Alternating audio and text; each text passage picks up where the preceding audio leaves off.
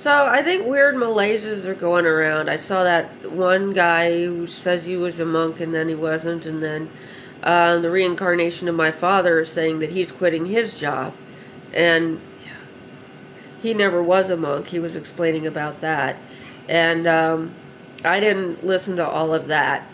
Um, when I watched some of the things about him, it seemed like he wasn't putting the effort into it. I was just sitting on the floor um, uh, at my little desk on the floor, reading for about an hour or so. And I realized that a lot of work goes into this. And I don't know what his hopscotch is, what they go back and forth on, what everybody's different things are.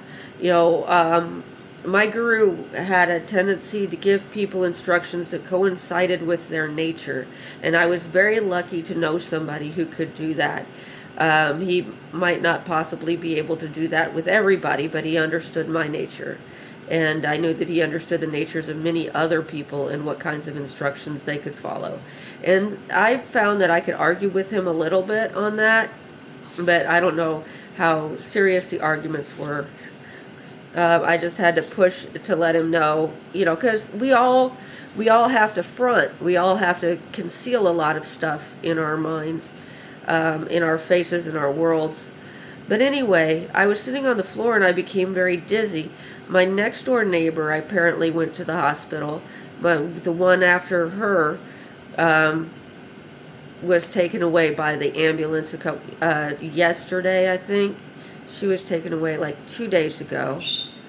And I've been having dizzy spells for several weeks. And I just don't even know what the deal is. Last night, I was nearly suffocated by whatever it is they cook around here on the night before Bug Day, where they use a lot of organophosphates. But these dizzy spells have been really weird. I don't know if they're a pathogen or what, or if it's something else going on.